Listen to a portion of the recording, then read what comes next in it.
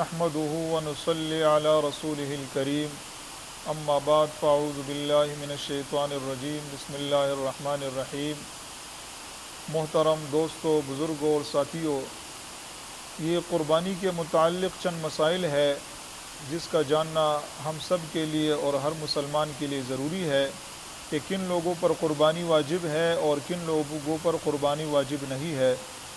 سب سے پہلی بات تو یہ ہے کہ 7.5 تولہ سونا جس شخص کے پاس ہو تو اس پر قربانی واجب ہے، یا 52.5 تولہ چاندی جس کے پاس ہو تو اس پر بھی قربانی واجب ہے، یا 7.5 تولہ سونا اور 52.5 تولہ چاندی تو نہ ہو لیکن نقد رقم اس کے پاس اتنی ہو کہ بازار میں جا کر اس نقد رقم سے وہ 52.5 تولہ چاندی خرید سکے تو اس شخص پر بھی کیا ہے؟ قربانی واجب ہے۔ یا نقد رقم تو نہ ہو، اس کے پاس تجارت کا سامان ہو اور وہ سامان تجارت اس کی قیمت اگر لگائی جائے تو 52.5 تولہ چاندی تک اس کی قیمت پہنچ سکتی ہے تو اس شخص پر بھی کیا ہے؟ قربانی واجب ہے۔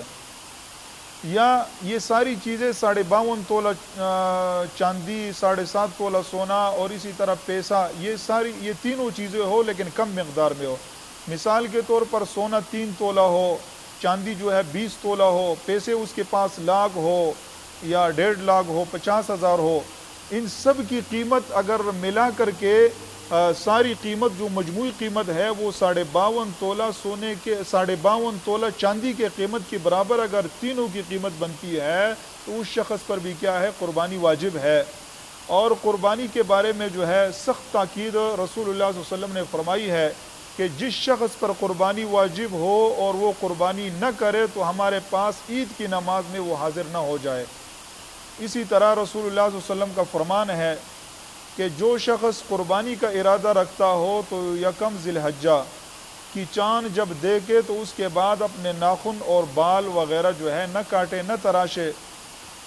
تو سامعین محترم، اب قربانی کے یہ مسائل تو آپ نے دیکھ لیے، اس کے علاوہ جو ہے چند مسائل ایسے ہیں کہ جن کا جاننا بھی سب کے لیے ضروری ہوتا ہے کہ کس طرح جانور کی قربانی جو ہے وہ کرنی چاہیے۔ تو اس میں جو ہے فقہاء نے مسئلہ لکھا ہے کہ جس جانور کا کان، ناک یا دم وغیرہ 1/3 حصہ یا اس سے زیادہ کٹا ہوا ہو تو اس جانور کی قربانی کیا ہے؟ جائز نہیں ہے۔ اسی طرح پیدائشی جس جانور کا کان کٹا ہوا ہو نہ ہو تو اس جانور کی قربانی بھی کیا ہے؟ جائز نہیں ہے۔ اسی طرح جس جانور کے تھن جو ہے دودھ دینے والے جو تھن ہے وہ خشک ہو چکے ہو تو اس جانور کی قربانی بھی کیا ہے؟ جائز نہیں ہے۔ آندھے جانور کی قربانی بھی کیا ہے؟ جائز نہیں ہے۔ یا مکمل آندھا نہ ہو، 1/3 یا اس سے زیادہ روشنی اس جانور کی جو ہے آنکھ سے چلی گئی ہو تو اس جانور کی قربانی بھی کیا ہے؟ جائز نہیں ہے۔ اسی طرح کمزور جانور، اتنا کمزور ہو کہ جانور قربانی کی جگہ تک بھی نہ پہنچ سکے، اتنا جو ہے لاغر اور کمزور ہو تو اس جانور کی قربانی بھی کیا ہے؟ جائز نہیں ہے۔ اسی طرح جو ہے ایسا کمزور ہو کہ جس جانور کے جسم میں جو ہے گودا اور مغز وغیرہ ختم ہو چکا ہو تو اس جانور کی قربانی بھی کیا ہے؟ جائز نہیں ہے۔ اور ایسا بیمار جانور جو گھاس وغیرہ نہیں کھا سکتا ہو تو اس جانور کی قربانی بھی کیا ہے؟ جائز نہیں ہے۔ اور ایسا جانور جو نجاست وغیرہ گندگی کھاتا ہو تو اس جانور کی کیا ہے؟ قربانی بھی جائز نہیں ہے۔ تو یہ وہ جانور تھے جس کی قربانی جائز نہیں ہے۔ اب قربانی کے لیے اچھا موٹا اور فربا جو ہے جانور ہو، اچھا جو ہے پالا ہوا ہو، تو میری گزارش ہے کہ جو لوگ قربانی کے لیے جانور پالتے ہیں تو ثواب کی نیت سے پالے اور ثواب کی نیت سے پالنے کے بعد قربانی میں اس کو فروخت کرے، لیکن مؤدبانہ گزارش ہوگی کہ فروخت کرنے میں جو ہے وہ ریٹ جو ہے اس میں زیادتی نہ کرے تاکہ ثواب سے اب محروم نہ ہو جائے۔ تو جو ریٹ ہے بازار کا اسی ریٹ پر، مناسب ریٹ پر جو ہے جانور جو ہے وہ فروخت کرے، مناسب منافع اس میں کمائے، ثواب بیچنے والے کو بھی ملے گا، خریدنے والے کو بھی ملے گا۔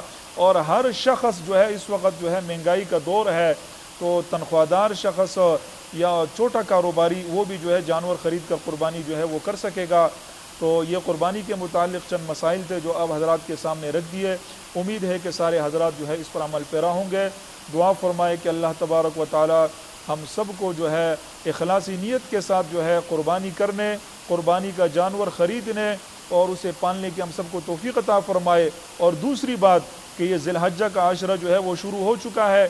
یہ ذی الحجہ کا جو ابتدائی عشرہ ہے یہ بڑا بابرکت عشرہ ہوتا ہے۔ بعض فقہا نے لکھا ہے کہ عشرہ ذی الحجہ افضل ہے، بعض نے لکھا ہے کہ رمضان کا آخری عشرہ جو ہے وہ افضل ہوتا ہے۔